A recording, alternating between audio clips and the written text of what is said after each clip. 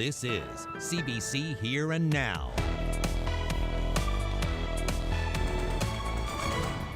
An emotional day in court for the Thomas Whittle trial. Several victim impact statements read aloud, including one from Justin Pollard's mother. I don't think he has any remorse. I'm so happy, though, that he's finally remanded into custody. I'll have all those details for you tonight. Rain on the way tomorrow, and then we've got some snow in the forecast for the weekend. I, Crystal and Howell, do swear. Some new faces in Andrew Furey's cabinet unveiled today. And some new portfolios in this expanded cabinet.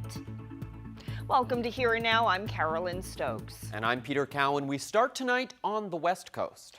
4 years after losing her son Justin in a fatal snowmobile accident, Sherry Pollard is speaking out about her grief and the man who killed her son.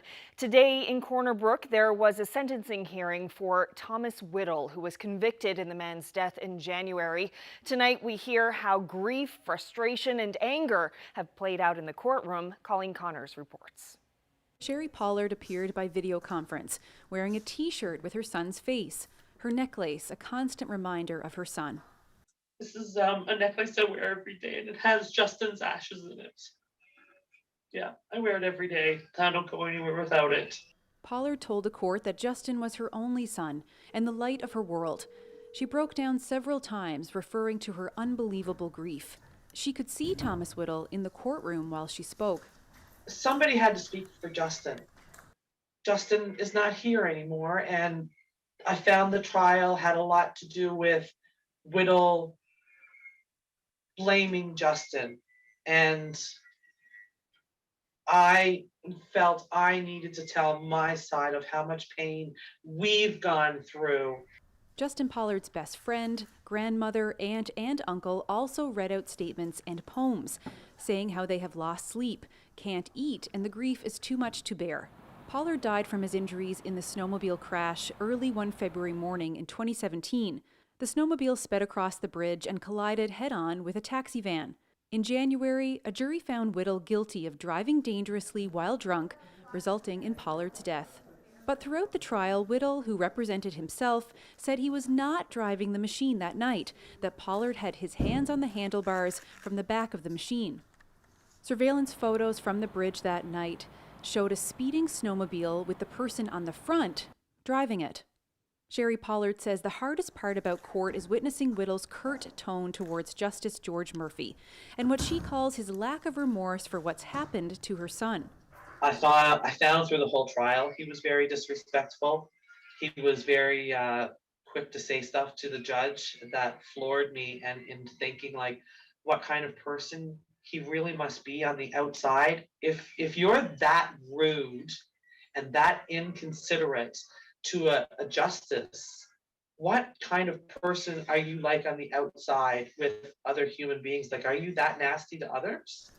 Today, Justice Murphy gave Whittle the opportunity to give the last word in the hearing. He looked at the judge and said, "You're going to do what you want anyway." Whittle did read an apology acknowledging the pain and suffering the Pollard family have experienced and said he was sorry for their loss. You've shown no empathy whatsoever. You have not bowed your head or closed your eyes or nothing in shame ever.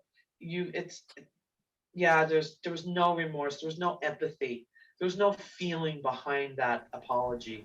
However, Pollard said after 4 years before the courts, she can finally breathe a little better, knowing Whittle will serve time.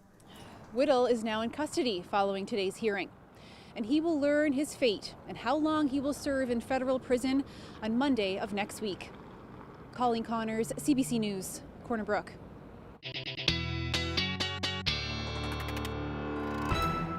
That area of low pressure just to the south keeps inching a little bit further east, and we did see some of that drier air from that area of high pressure move in today, and it led to some clearing skies this afternoon through parts of central.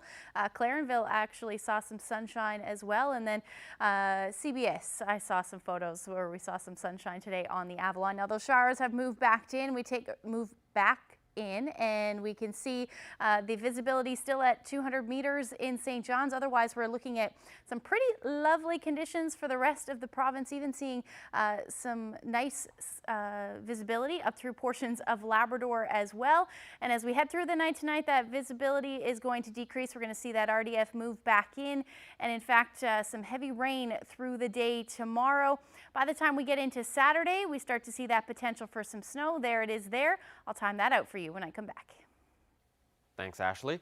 Imagine losing your mobility, being told one day you won't be able to walk. How accessible is your home? Could you even get through the front door?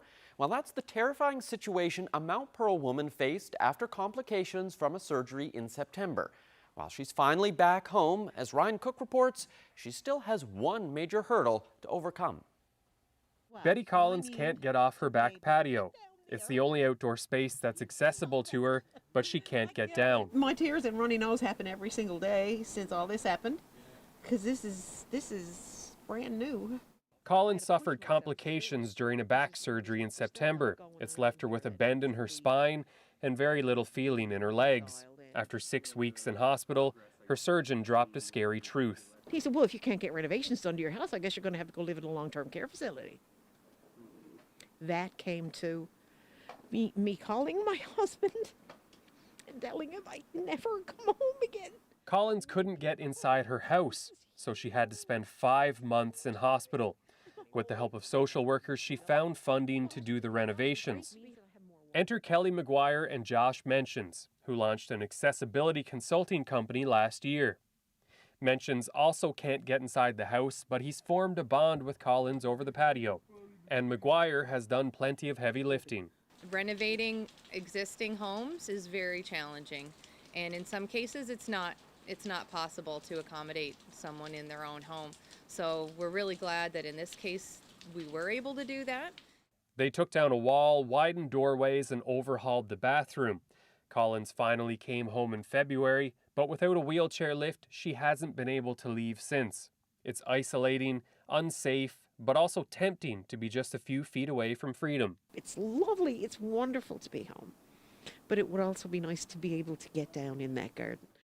A GoFundMe page is $6,000 short of buying the lift. Collins has hope that she'll get there and is thankful for everything that's been done to help. When you think of the day that you get that lift in and you get to go down the lift and then you get your freedom, how does that feel to think about that? A lot of tears. Yeah. A lot of them. Because I never, ever, ever, ever thought that I would never be able to get into my house. Ryan Cook, CBC News, Mount Pearl. Premier Andrew Furey's new cabinet was sworn in today. It's larger than his last one, and it includes many familiar faces, some new ones, and more women.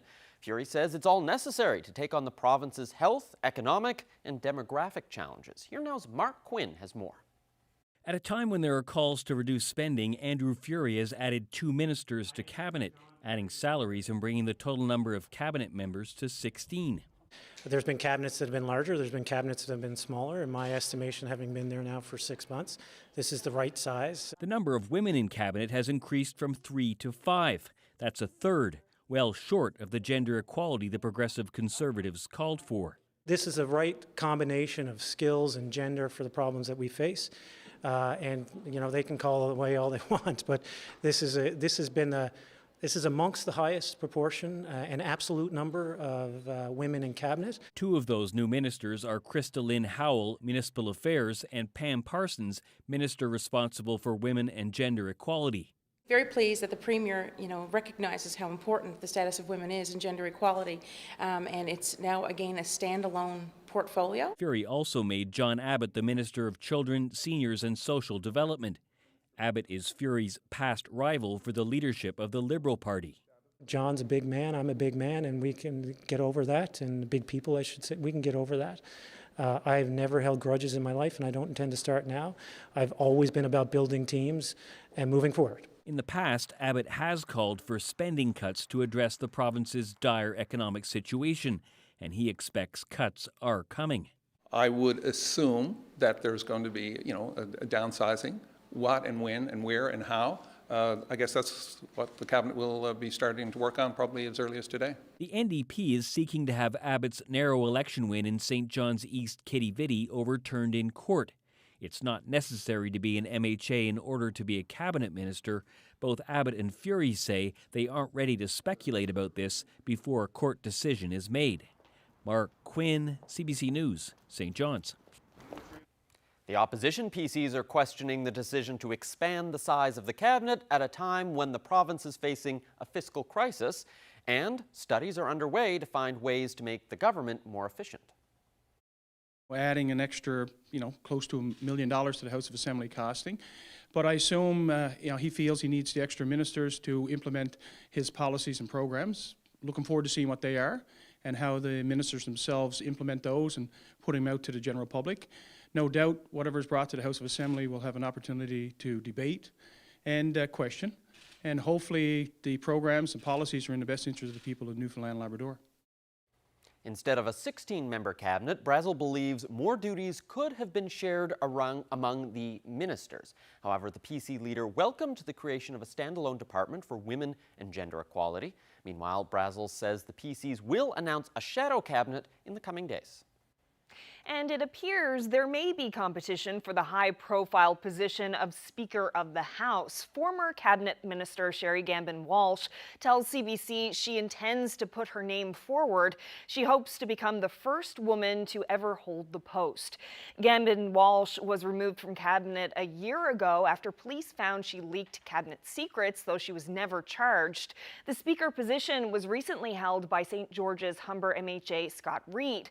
Now, sources say more contenders may emerge before tomorrow's deadline. If a vote is necessary, MHAs will decide by secret ballot.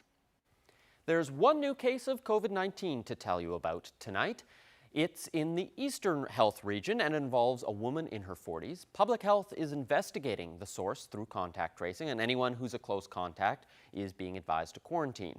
2 of the 5 cases are within the Eastern region and 2 are within the Western Health. The other case is in Central region. There is also an advisory today about COVID outbreaks at Alberta at the CNRL Jackfish and Suncor McKay River. People from this province who work at those sites are going to have to return and isolate. If you were at either of those locations in the last 14 days, you must self-isolate away from your family.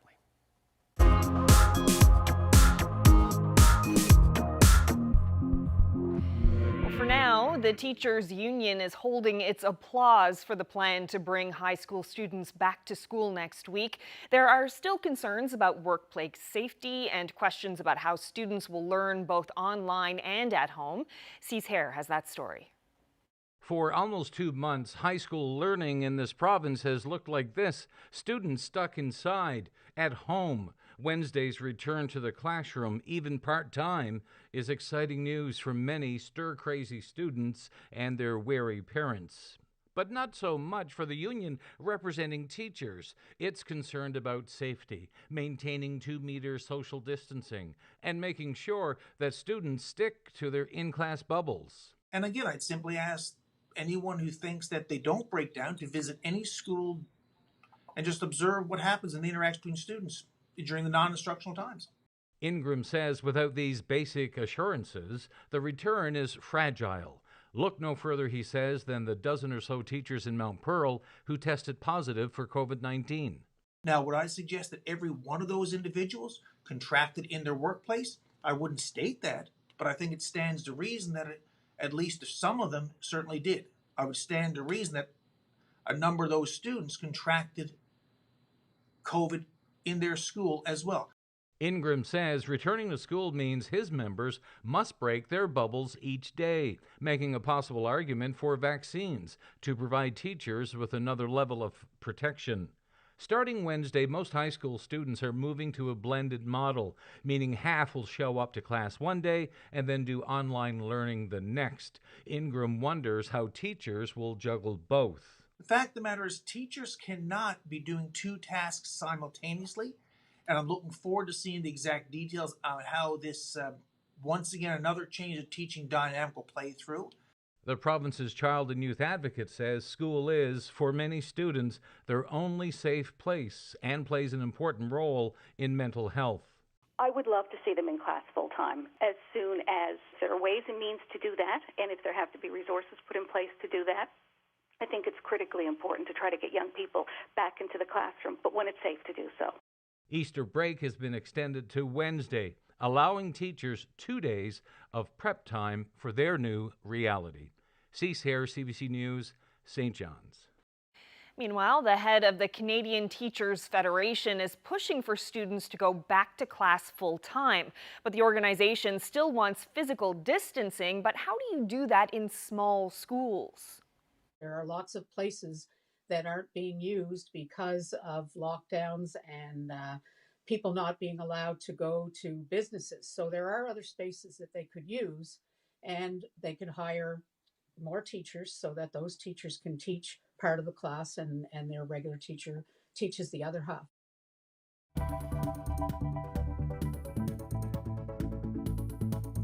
Don't mind me, just taking in the view of the Atlantic Ocean from scenic Cape Spear. I don't find it bad in Mount Pearl, but like up here, you can't see anything. It's been a little foggy lately in St. John's, but I'm going to chat to some locals to see what they think about it. That story coming up on Here and Now.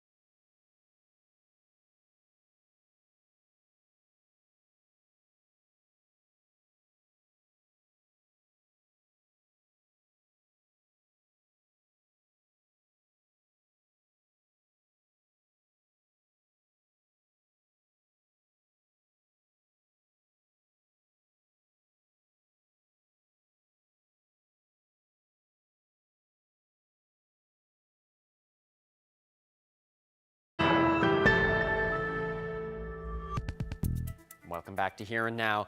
Carolyn, it feels like every time Ashley does her forecast this week, we should have little like foghorn sound effects in the background, because it's starting to feel like the fog surrounding St. John's has been here forever. Those beautiful jelly bean rows seem to have been a bit whitewashed, hidden under that big blanket of thick gray fog. Yes, Here and Now's Jeremy Eaton headed out to see whatever he could.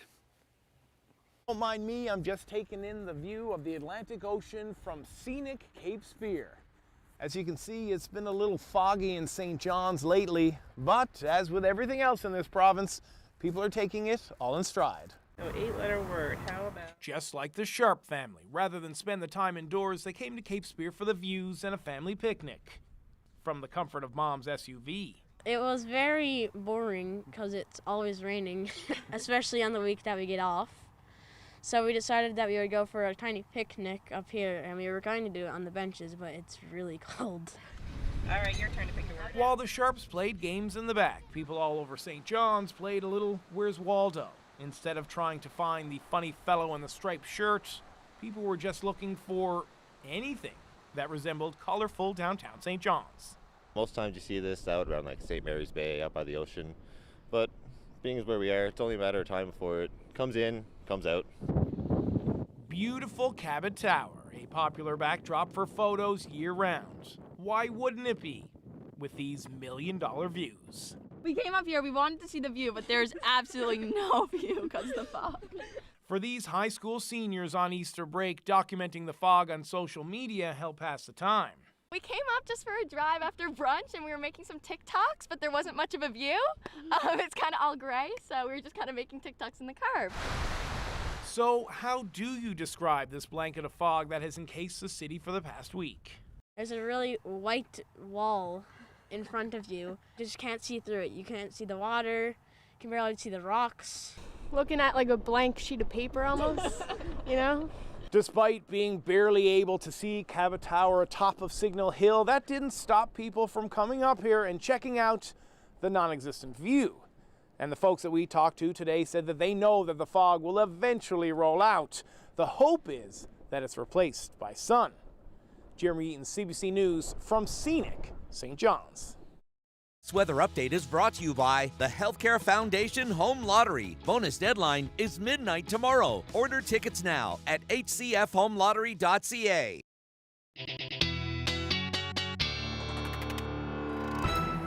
Yeah, it is like the pea soup out there. Yes, it is. And anyone who follows Ashley on social media probably knows that you have a puppy named Drizzle, appropriately named Drizzle. And I'm just curious, she must be at home like watching you, because like every other word that you say is Drizzle. Is Drizzle. Yeah, I'm sure she's looking at the TV right now going, what? No, she loves it. Yeah, she watches TV a lot. But I hope I don't have to say Drizzle for much longer. That's not true, though. I'm going to be saying it for a little bit longer, for sure. We may see a little bit of a break, though, so snow is in the forecast. But what a difference in the temperatures across the province. 4 degrees in St. John's, and if you head to the southwest, Rec House area saw a high 18 degrees today. That was the hot spot, and that's actually the warmest temperature that the province has recorded so far this year. So certainly beautiful temperatures in the southwest and even up through Labrador. Take a look at those temperatures, 8 to 11 degrees through the afternoon today. Taking a look at the current temperatures, they've dropped just a little bit, but still a beautiful evening for the southwest. Rec House sitting at 14 degrees, same thing for Stephenville, and Corner Brook right now sitting at 13 degrees. Now, taking a look at the satellite radar, you can see not a whole lot happening. We actually saw some sunshine through central, same thing for the southwest, allowing those temperatures to be quite warm, but that shower activity has continued through most of the day today across the Avalon, and that's generally going to continue as we head through the overnight tonight. Taking a look at the future tracker, the southwest, west and south should stay fairly clear tonight, but we are going to see those showers move back in, and that fog is going to move further inland as we head through the overnight tonight, with some snow up through portions of Labrador. So you're going to see that transition from rain over to snow as we head into the early morning hours for coastal areas and then through central as well. So taking a look at the temperatures tonight, that drizzle, like I said, will develop again but with temperatures hovering in and around the 0-degree mark, we may see some freezing drizzle overnight tonight. Those winds again out of the northeast, anywhere from 20 to 40 kilometers per hour for most. Warmest temperatures again along the southern portion of the island. Port aux Basques 5 degrees, same thing for Marystown, but you will see that drizzle develop as well. For Labrador, again, that transition from some rain to snow as those temperatures drop, and Lab City you'll be sitting around -2 overnight tonight. So taking a look at the future tracker for tomorrow, here's that snow potential. That's going to continue to track into southeastern portions of Labrador, and then some rain will move in for eastern areas of the island. So we're going to see potentially some heavy at time through the afternoon. That'll spread towards central as well. Again, another beautiful afternoon for the most part for the southwest. And then you are going to see the potential for showers to move in late day. And for the northern peninsula, that will be snow as your temperatures will be a little bit cooler. And you'll see that towards the northern portion of Bonavista, as well as Bonavista North as we head into the early morning hours on Saturday. As far as rainfall goes, this takes us through to tomorrow morning. So we are going to see some showers tonight, trace to 5 millimeters. But as we head through the afternoon tomorrow, that's when the heaviest rain will be. It looks like from the tip of the Bonavista Peninsula through to the eastern areas of the Avalon, we could pick up anywhere from 20 to 30 millimeters of rain as we head into the early morning hours on Saturday. Taking a look at the forecast for tomorrow for the island, or at least for the eastern portion of the island, 4 or 5 degrees. So again, going to see that area of fog develop as well as the rainy conditions. Marystown should hit the double digits, but again, potentially some showers later on in the afternoon. As we head towards central, you're looking at the potential for showers again, but later on. And then down along the south coast, Harbour Breton reaching another double-digit day tomorrow. Southwest, the most beautiful again. Temperatures from 12 to 14 degrees. Same thing for Gros Morne, but again, later on in the afternoon, you're going to see those showers develop. And that will transition through to the potential for some flurries for the northern peninsula. Your temperatures hovering around 2-3 degrees. Same thing for Mary's Harbour. Cartwright should see the sun peek out into the afternoon as that snow moves through. And then just some lingering flurry activity expected for the rest of coastal Labrador. -1 for Makkovik, -3 degrees for Happy Valley Goose Bay. You're going to see some showers develop into the afternoon. And then Lab City, you're going to sit around 0 degrees with the potential for a few flurries. So looking ahead, like I said, that snow is going to work its way a little bit further east, but I'll get into those details a little later.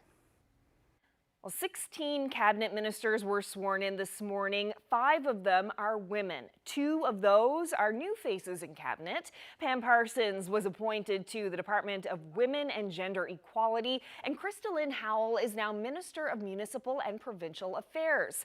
Siobhan Cody returns as Finance Minister and Deputy Premier, among other roles. Lisa Dempster stays on as Minister for Indigenous and Labrador Affairs and Deputy House Leader. Sarah Studley keeps her portfolio as Minister of Digital Government and Service-NL, along with some other ministerial positions. Now, Equal Voice is an organization that promotes and supports women in politics. Courtney Clark is with the group, and she joins me now. Thanks so much for being here.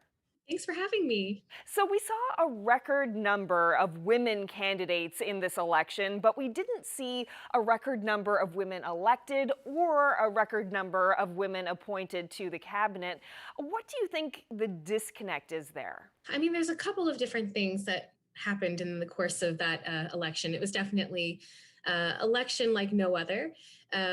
We often see party dynamics where women who are running are put into the non-stronghold districts, meaning that they're less likely for the party to win them, and less stronghold districts means less funding. A lot of cracks formed in the pavement of this election that need to be addressed moving forward.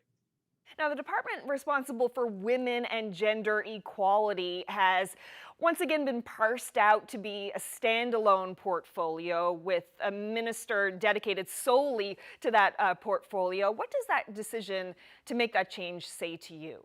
It's very exciting. It was a standalone office under Premier Ball, and when it was changed to being a quarter of a minister's portfolio about 8 months ago, Equal Voice NL and other equity-seeking groups did voice their concerns about this, especially in the midst of a pandemic, and Premier Ferry listened. So we're very thankful to see that it's now back to being a standalone office. Only having 25% of a minister's time is not enough for us to get meaningful things done, and it basically provides an ability for more effective longer-term strategies to be put in place. Do you think that it also sends a message to the public? I think so, because even just looking at the name change of the office, where it was the Office for the Status of Women, and it's now the Office for the Status of Women and Gender Equality, it doesn't sound like a small change up front, but it's actually a huge improvement because yes, women face oppression, but in certain ways, so do men, often through the intergenerationally learned toxic masculinity, which is the cause of most forms of gender inequity. And just as important, there's transgender and non-binary folks who face a whole other level of oppression than cisgendered folks. So we need to ensure that they're always part of the conversations.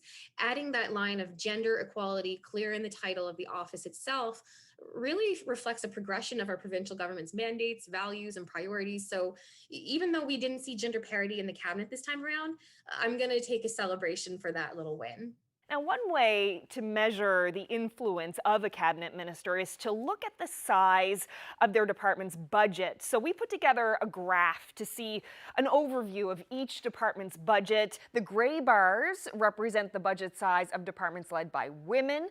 Right now, the average budget for departments led by women is 1/6 of the departments led by men. What do you read into that?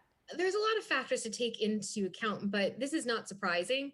Research does show that women are often assigned the soft portfolios, i.e. the ones the government's deemed to be less high level, very similar to the ways in which women are put into non-stronghold positions.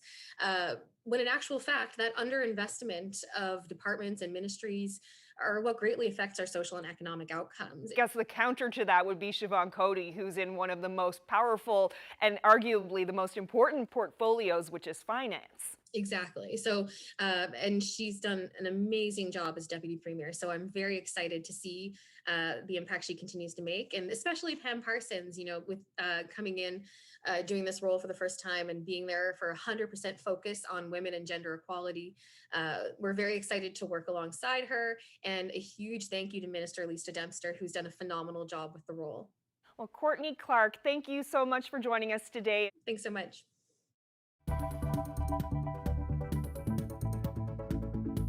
Just because you've made an attempt at some kind of reconciliation of policy around something like the seal hunt and it was not successful does not mean that it can never be successful. As the annual seal hunt opens for the season, a conservationist says it's time to give new life to the battered industry.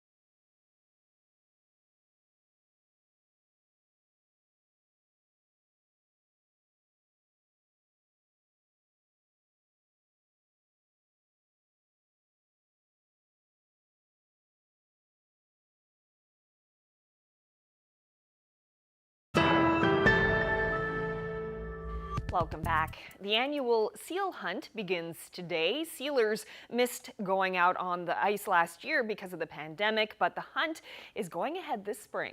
The most recent count has the harp seal population at 7.5 million animals off the coast, and harvesters have an overall yearly quota of 400,000 seals. But only 10% of that quota is usually taken. Conservationist Shane Mahoney thinks it's time to re-examine the seal hunt and how the industry can be given new life moving forward. He spoke with Jane Adey from CBC Radio's The Broadcast. Why do you think we, as Newfoundlanders and Labradorians, have sort of let this issue sit quietly for such a long time?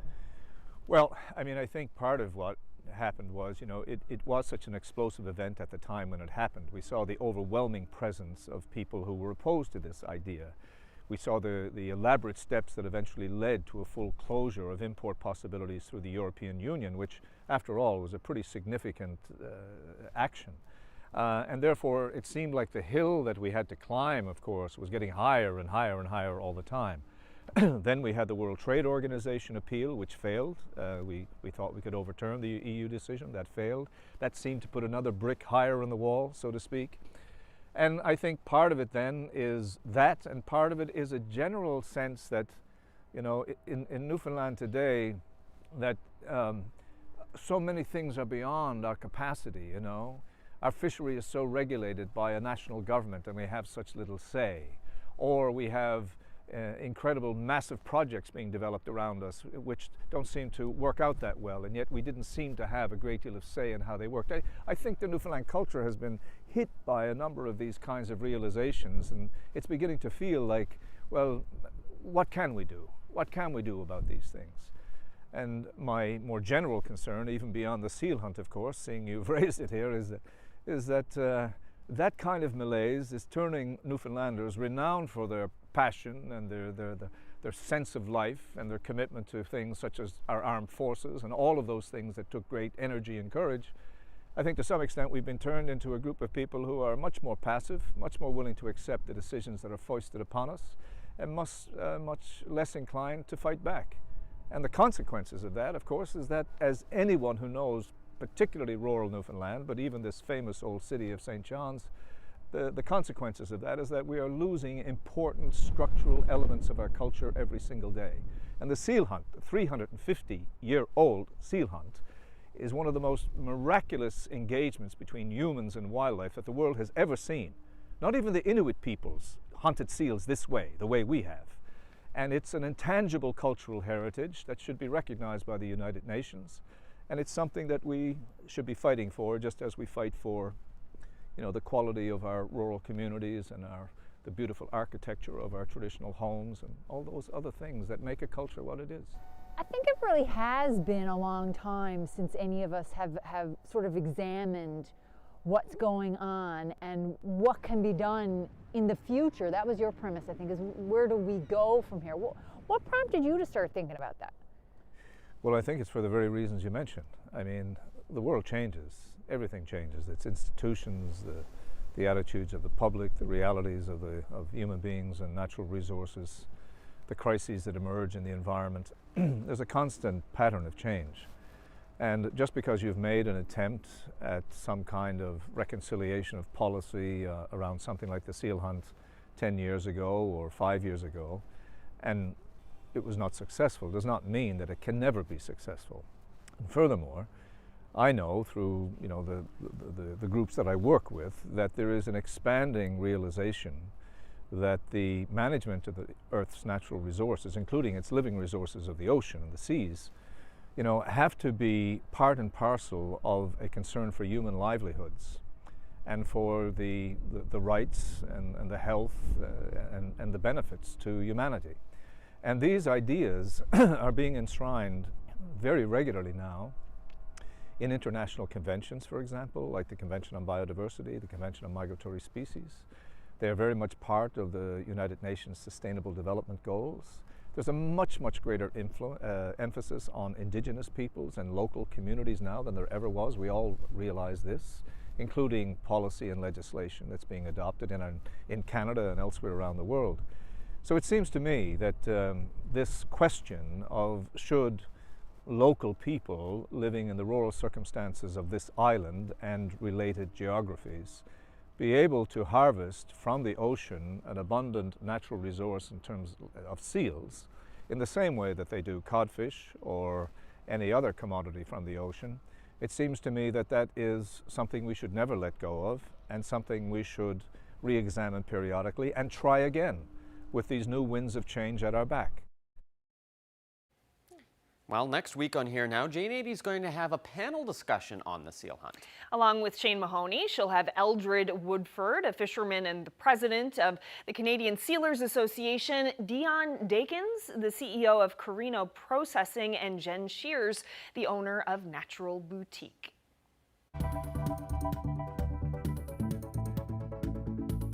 My uncle Jim Dunn, he said, I've got some timbers that were dredged up in the harbour, up in my back meadow. They've been there for years. Why don't you have a look? Well, he had a look and then he got to work. Ahead on For the Love of Music, turning timbers into tide breakers.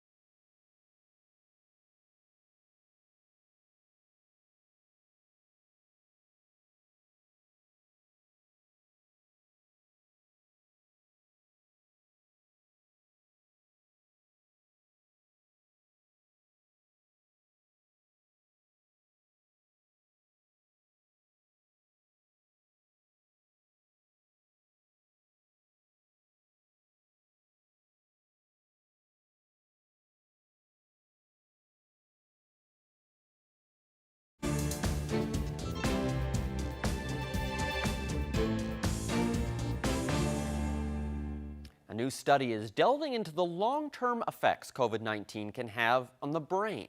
The study finds that 1/3 of patients are left with lasting neurological or mental disorders. The most common, anxiety and depression. The CBC's Briar Stewart has that story. It's been over a year since Kathy Novak woke up in the ICU because of COVID-19. I shouldn't have been at high risk, and I got it. We spoke with her about her ongoing recovery. I feel like both my brain and my body have aged 10 years. She has trouble focusing and suffers from depression, and it's an all too common experience. A new study published in The Lancet examined the medical records of 230,000 COVID patients. Researchers found that 6 months on, 1/3 had a neurological or psychiatric diagnosis, the most common, anxiety and depression. Fortunately, the neurologic diagnoses like stroke, brain hemorrhage and dementia, again, were much rarer, but they were certainly commoner after COVID than they were after the other illnesses we compared it to. Like the flu and other respiratory illnesses. Scientists say it's not exactly clear why more COVID patients suffered from a stroke or dementia, but say it's likely due to the fact that the virus can infiltrate the brain and the body's immune response to it can affect blood clotting. A more common complaint from those who've had COVID is that some develop a brain fog, which can last for months. That's Susie Golding's experience, which is why she's been seeing an occupational therapist. I feel myself like I'm an 87-year-old woman living a life with dementia, trying to get through my day as best as I can with these terrible memory lapses that are happening.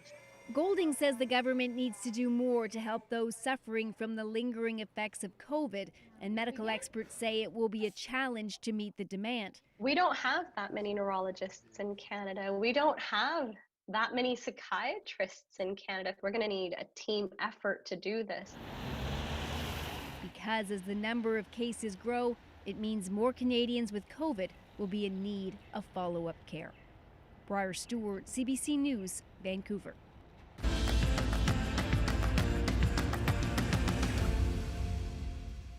Well, tonight we have the latest in our bi-weekly series For the Love of Music from video producer Mark Cumby. When Greg Fleming was looking for some old wood to make a new guitar, he knew just where to look, but what he didn't know was just how old that wood was.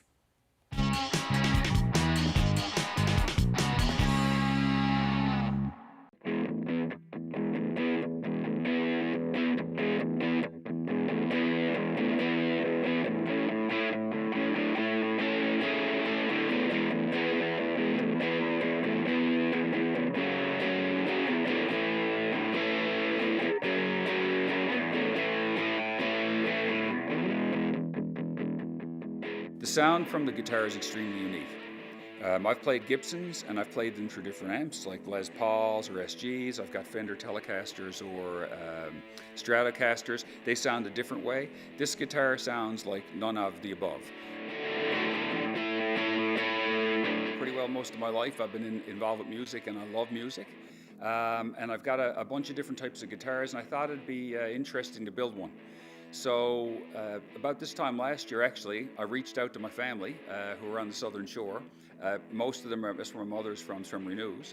And I kind of put out a bit of a feelers to see if I could find some wood. And my uncle Jim Dunn, he said, I've got some timbers that were dredged up in the harbour, up in my back meadow. They've been there for years. Why don't you have a look? There were these timbers basically sunk down in the grass with crab pots laying on them to keep the crab pots up out of the ground. And we pulled a couple up and I brought them home and they looked extremely rough.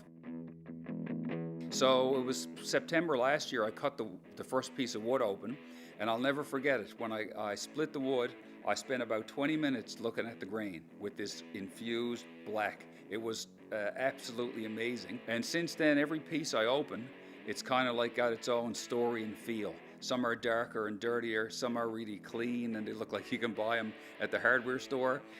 Some are somewhere in between. So you kind of need to wait till you cut one open and then exactly see artistically how to figure that into a guitar. Once I built the first guitar and it came out really, really well, sounded great, was great with the amp, looked great. I said, okay, I'm gonna have to figure out this story and figure out where the wood came from. So the first step was I talked to some people who do dendrochronology, which is the study of wood, and they said, we can help you, but the best thing to do first is to get some of the wood carbon dated. So I reached out to the University of Ottawa. They have a carbon dating lab, and when the sample came back, the high probability date was 1661. So it's give or take some years, of course, but mid-1600s is what we're talking about, and I was absolutely floored. I couldn't believe how old the wood was. It's absolutely amazing. So I did some research on shipbuilding, and in the 1600s and early 1700s up to about 1710, the carbon dating helped confirm this, but ships were built mostly with tree nails and dowels. There was no steel. They'd build the boat structure or the hull structure using tree nails, and they'd affix rigging and things to it with steel. So luckily for me in the wood, there was a joint, and this lap joint was peppered with tree nails, so I know the tree nails were used structurally. So that, with the 1661 date, tells me the vessel or ship was built probably late 1600s or mid-late 1600s and sunk late 1600s. So it spent approximately 300 years underwater, late 1600s to late 1900s, which is amazing. They look like the type of ship you'd see in Pirates of the Caribbean. Around that type of, galleon type. Some are bigger, some are smaller, 2 to 3 masts, but generally that was the construction that you'd see at that time. Will I ever identify the ship? Probably not. It's going to be really, really difficult to find that out. I've talked to people in the community. There's a couple of individuals been there for a long time, know a lot of history, and I've looked at history, a bunch of different history for the community. And before about 1800, even 1750 and earlier, record keeping is very, very poor. So there's not a lot, and unfortunately or fortunately for me, the date here predates what I'd call strong record keeping. It actually has a really good clean sound, so it can handle really sparkly cleans or like tony cleans, but it's also really good when you want to get loud and rock it out. So it's got a really good, handles distortion really, really well, sounds great.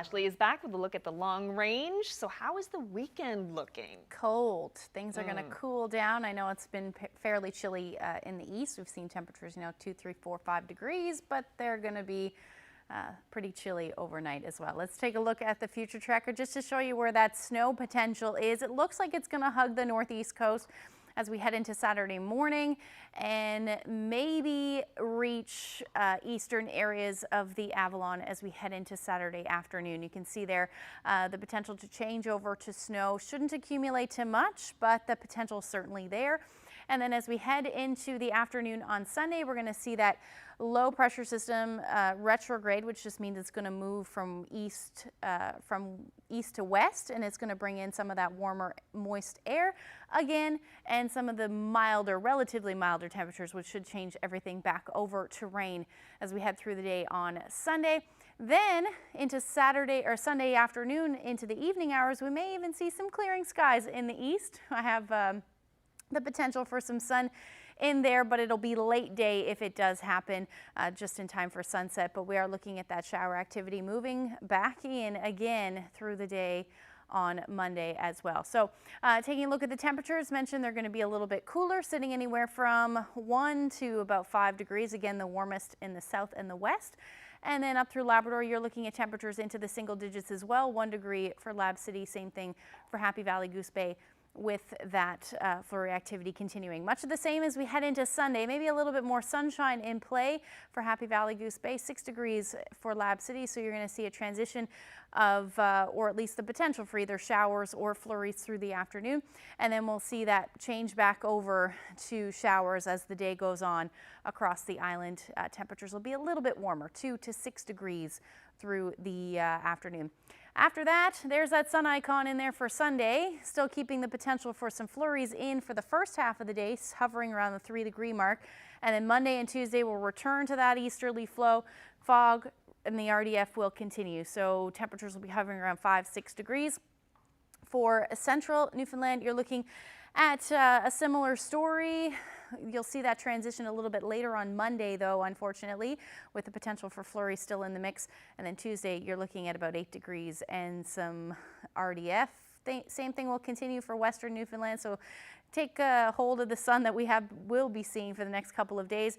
And then for Labrador, you're looking at cloudy skies and showers continuing through the first half of the week, about 7 and 8 degrees, and then similar temperatures for western Labrador, although a little bit cooler, so flurries may be in the mix for you on Tuesday. I wanted to share this photo. Ian shared this one with me on Twitter.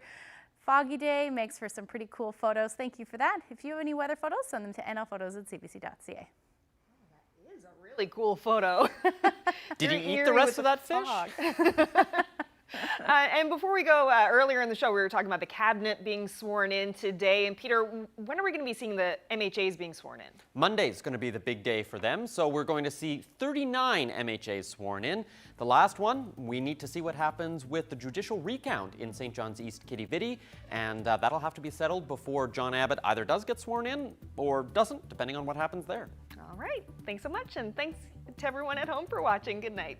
Have a good night. Good night.